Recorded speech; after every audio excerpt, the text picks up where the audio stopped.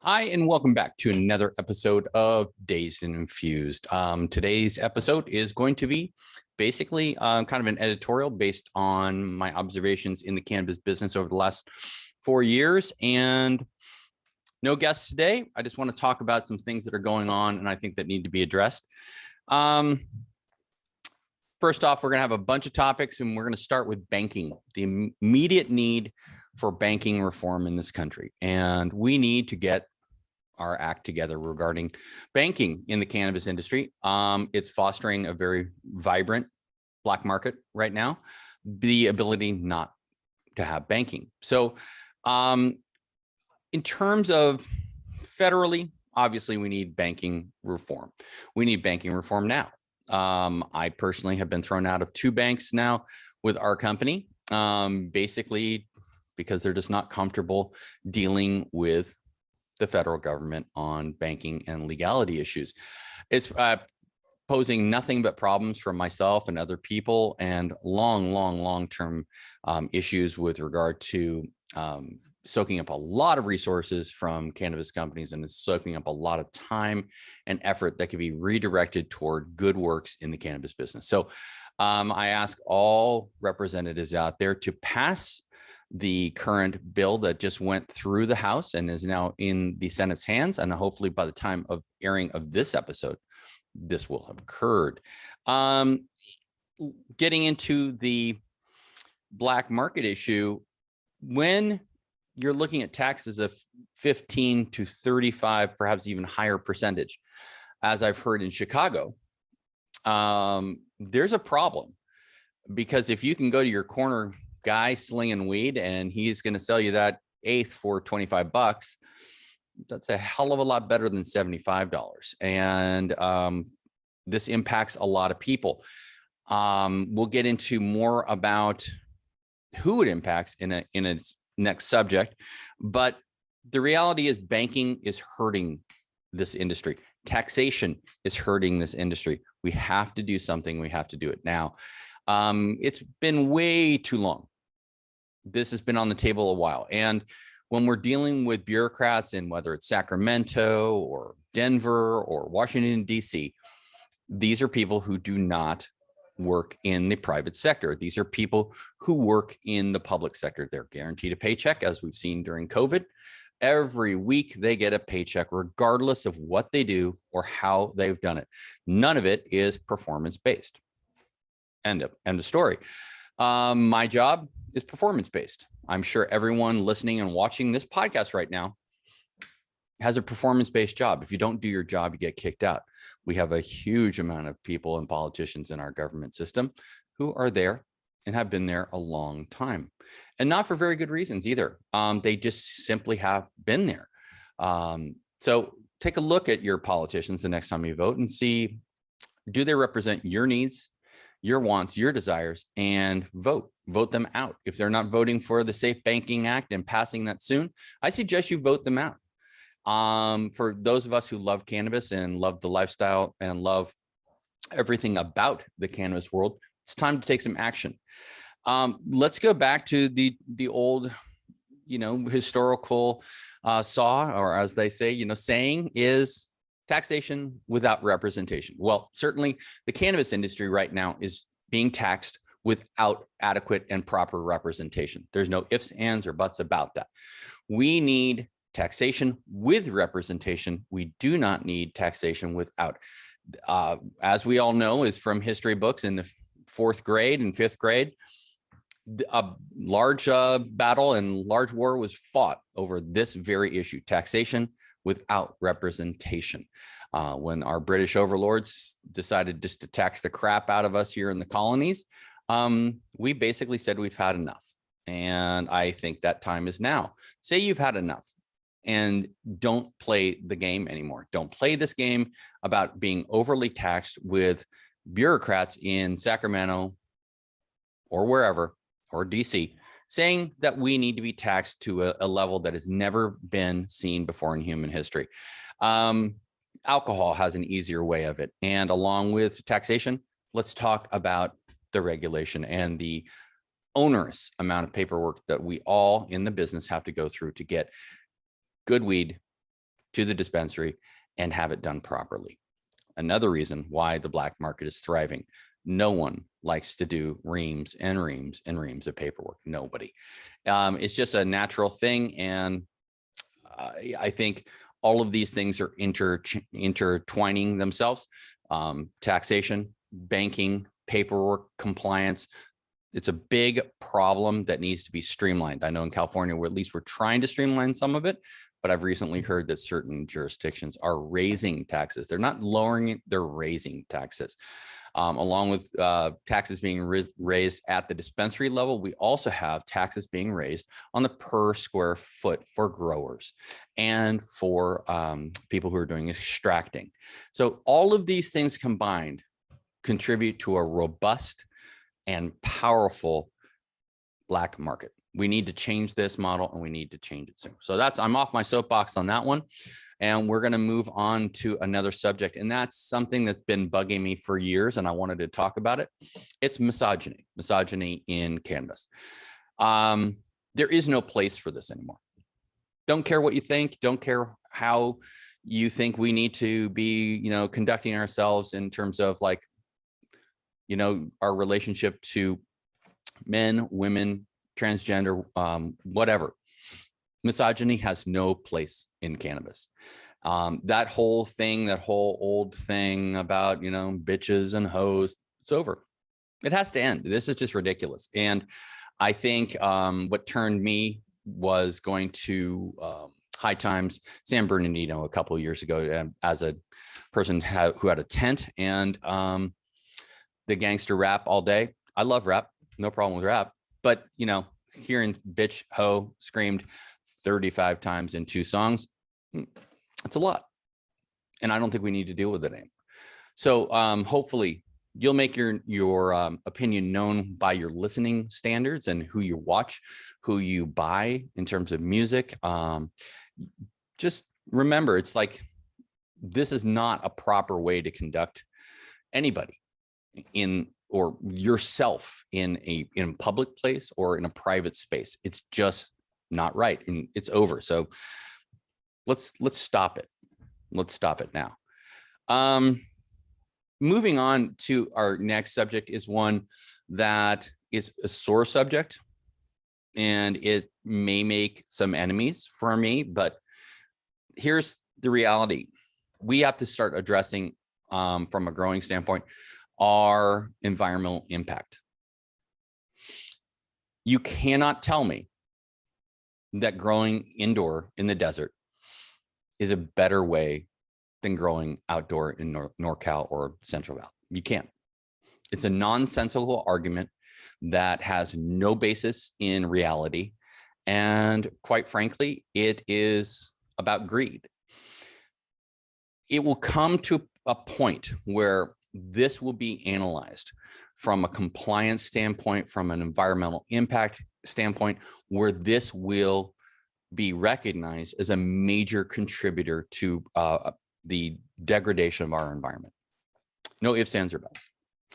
I ask anybody to come on and debate me with this subject because you can't make an argument. 300, 400 light setup in the desert of California with water issues, power issues, climate control issues, scrubbing the air, getting rid of dirty water. Come on, doesn't make sense. Now, one thing that is good though on this whole side is that testing in California is very rigorous. All of our cannabis is tested at a Cat 3 level, and heavy metals, pests, pesticides, this is all cleared. So we know at least the stuff coming from indoor and outdoor are equally clean when they go to the market. So that's a positive, and it's definitely a step in the right direction. So when you buy cannabis, think about what the origin is. Sun-grown is just that. It's sun-grown. And I'm going to be an advocate for Northern California because I'm a Northern Californian, and most of my friends grow outdoor. And I've always loved their weed, and I've always loved the way they do things, and I like the way they're caretakers for the environment. They live, eat, and breathe the environment every day, period. They use the world here and the earth that they till in as their partner. It's not a pot in a house. It's the dirt. It's the dirt, the living soil. There are a lot of companies out there like Hashtags and Helladank and many others who do living soil. These are important things for our environment. They're also the way forward for all cannabis cultivation, because without being a steward of the earth, without being a proper citizen of this earth and a farmer, you're not going to get the end result we all think. It's going to be a degradation of the environment. And that's just the way it is. So please, I invite comments on this, and I invite any open debate on it. I will have you on an episode if you'd like. And I'd like to hear you plead your case, because from what I've seen, not possible. So let's leave that subject, and we'll go on to another ugly subject. And it is greed, profiteering, and the disenfranchised. And all these three subjects go together. So on the retail side, we see a lot of apparent greed. Is it greed? Maybe, maybe not. A lot of it is tax-based. A lot of it is municipality-based, meaning it's very hard for a retail establishment to stay open, pay their payroll, make ends meet, and continue to buy interesting and different inventory. But there are instances where certain retail establishments are gouging their community. And by their community, I mean our community. That is the cannabis community as a whole. That means every one of us who enjoys cannabis as part of their life and use it daily or every other day or whatever your schedule is. That is a reality. So everyone is being affected by profiteering and greed.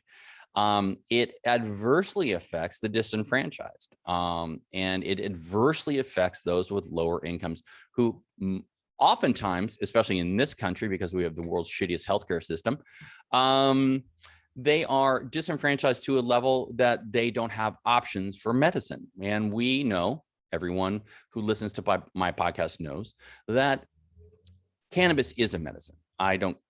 I'll argue that with anybody, because I have personal experience with this, with being on what I've mentioned many times in the show, the death spiral, where I was in a car accident, was on many medications, and I seriously thought at one point I was going to die.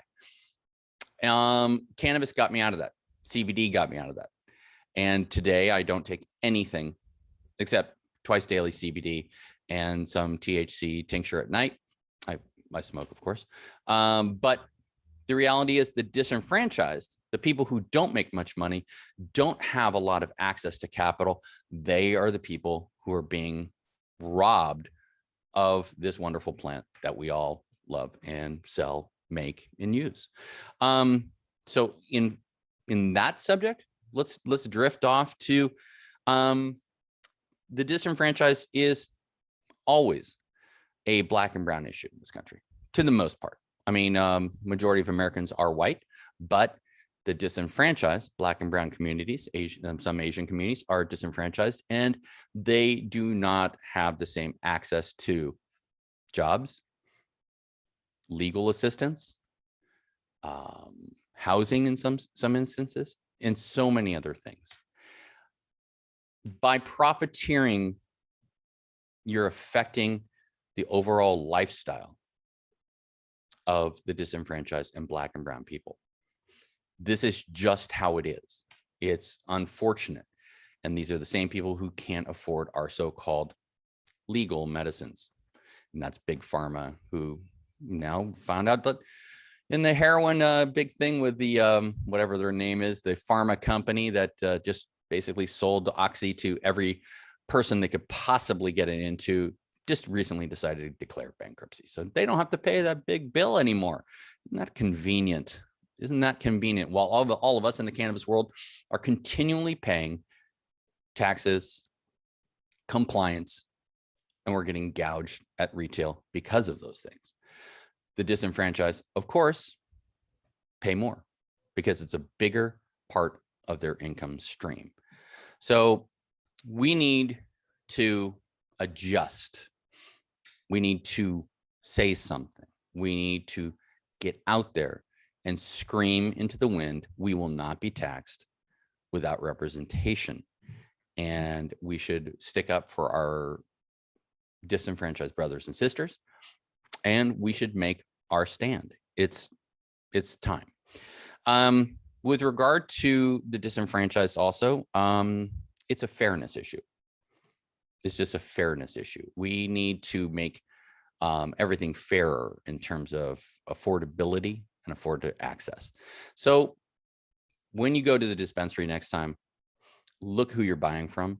If you know or you can identify a company that makes great products and they are owned by an African American or Latino or Asian family or anybody, buy from them, support them, because that's a powerful signal. Retail and your sales channel and actually transacting American dollars for goods is a traditional way of saying we approve and we want you to succeed.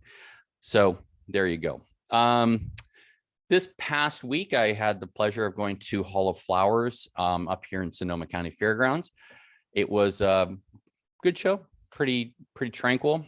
One thing I can say is if you are in police work, that is probably the best gig you could ever have.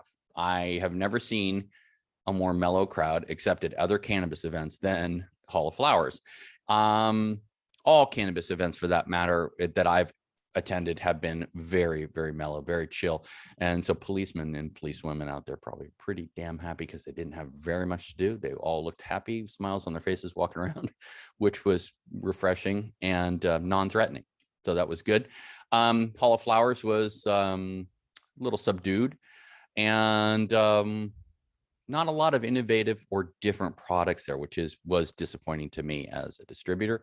I was looking for those interesting things that will bring interest and to the consumer and a way to represent more and different ways of consuming cannabis. That unfortunately was not represented. So if you're listening to this and you have an interesting product, reach out to me. You can reach me at Latham, Latham at sensedistribution.com. That's SENSE distribution.com. Love to hear your story, and I'd love to hear what products you're making, because I'm all about the new, different, and fun. My many brands that we carry in-house all represent that ethos. So please reach out to me anytime. I'd love to hear what you have to say. I can also say that Hall of Flowers was hopefully the first good out of the gate post-COVID thing we've had. Let's hope for many more, and attend them if you can. If you're in the business, Hall of Flowers is for the cannabis community only. You can buy a ticket, but it's very, very costly. But other events are coming up, and hopefully we'll have some of ours, including our House 420. And if you like cannabis events and you work in the cannabis field, you can look us up at www.house420. That's HAUS 420.com. Sign up on our list, and we will automatically notify you of our next event in a region near you. Okay, so that's what we saw this past week at Hall of Flowers, and it was great. Let's get back into the traditional market, aka the black market. Do you blame people for being in the traditional market? I certainly do not. There's a need for it. They service a community. It's, contrary to what I said about the taxation and the traditional market. But here's the reality. The traditional market serves a demographic. They do. And until we get that tax reform, the traditional market will be here, and it will be a thorn in the side of many people in law enforcement and people on the legal growing side. Recently, about 2 months ago, I think they pulled in, I think it was 400,000 plants or close to that down in the valley, lower valley in the desert. And most of that was illegally grown. I think all of it was illegally grown. A lot of illegal or, stateless people working there.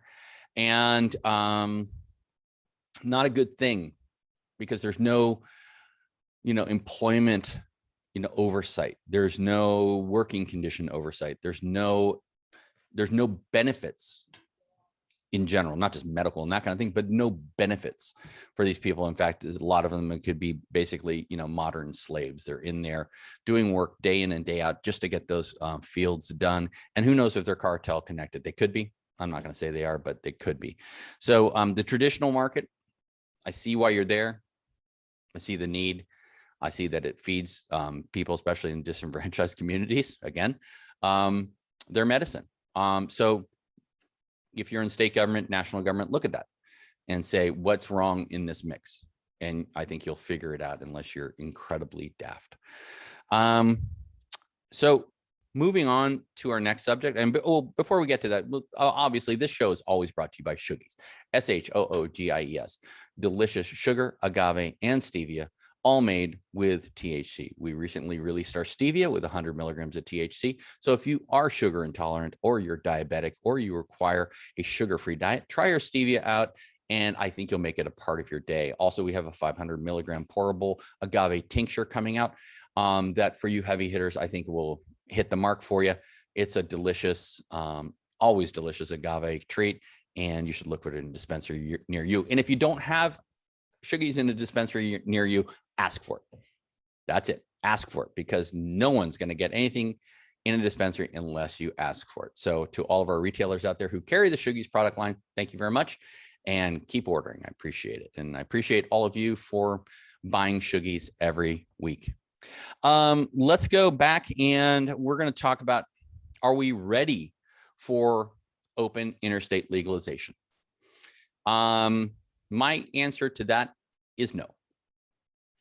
We barely have a grasp on how the system works in California.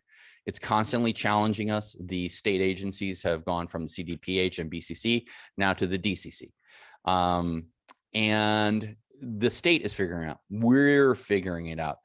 There is no way that the federal government can do a better job than the state government, because the state governments are tending to the needs of their citizens. And that's the important thing. They're tending to the needs of their citizens first. And I think once we get the models going, whether it's California or whether it's Michigan or Nevada or Colorado or any of the legal states, and once everyone's come together and said, yeah, I think we've got this shit together. I think we can do this, and I think we can do it well. Only then can they go to the federal government and say, we've got a system, here's how it works. If we let the federal government get involved in how this is orchestrated and how the whole process goes, it will be a shit show like you've never seen before in your life. Hands down. It will be the worst day for cannabis ever. Don't wish for this to happen soon. Let's play it out a little longer and see what can be done and how we do this right, so that legalization on a national scale goes off without a hitch. We don't need more problems right now. What we need are solutions. And I think if we all think about it a little bit, legalization is not the right thing right now. On the same subject, I was talking to someone today about MSOs, multi-state operators. If you are a brand out there and you're considering being an MSO and you do not have deep pockets, long and short of it is, this is not a good investment. You will have a lot of problems. You'll sign deals you won't want to do. You will be in partnerships you don't want to be in, and you will want to get out of them eventually at a very high cost. MSOs typically are very well funded. They're funded by corporations through shells. They're funded through Canadian corporations. They're funded through stock market in Canada. There's many ways that these true MSOs are getting out there to market. It's expensive, costly, time-consuming effort that will distract a smaller, medium-sized brand from its primary mission, that's getting out to the market in their home state. So MSOs, I think it's just too early for this. The consolidation effort is afoot. M&A action is getting more feverish every day. Good properties are being swung into bigger portfolios, and by properties I mean companies. They're being consolidated and brought together as a bigger group. A lot of times that's great. It's what you need. You need that capital. And you also need professionals helping you with your efforts to get your stuff out there. So I think MSOs are a little early for a lot of people. If you are considering one, be very careful and be attentive to what is being offered you. Don't jump at the lowest hanging fruit. It may not pay off for you in the end. As you can see in the background, I've got my new little studio, mock-up studio here, and I'm very happy to be existing in a newer environment, which is nice. I hope you enjoy it. And if you do have any subjects you want to broach on the program, now that we're about 105 episodes, please reach out to us at Latham, Latham, at sensedistribution.com. That's SENSE distribution.com. Love to hear your thoughts, and I'd love to hear who you'd like interviewed, because I think some of our best tracked interviews are with what I call feet on the ground, soldiers in the field. Those are people who work the front lines of cannabis every single day. And those are the innovators and changers in this market that really make a difference. Also, if you know makers, people who make products who are in the cannabis space, love to hear about them. And again, that email is Latham at sensedistribution.com, and feel free to reach out. Let's go to post-COVID. Let's just hope this is post-COVID, because we're all sick of this shit. I'm going to say one thing. The cannabis community stepped up in an amazing way. Everyone I know in the cannabis community has worked harder than they've ever worked before, and often without great results, but they kept beating the bushes. So my salute here is to what I do consider essential workers in the cannabis field, and say thank you for your efforts, not only for my employees, but every employee in it, every dispensary, every person at a distributor, every person at the transport services, metric, everybody. You've done great work. And without cannabis, I think this world would have gone truly insane in so many of the legal states during COVID, because it would have just made the black market the biggest thing ever. It would have grown 50-fold had the governments of this country not said, yeah, you are essential. And I believe that was the correct decision, obviously, because it needed to be said, it needed to be done. And so I know I've never worked harder in my life, right when I thought, things were going to get easier. They're not. They're getting, staying hard, and the work continues, and it is continuously difficult.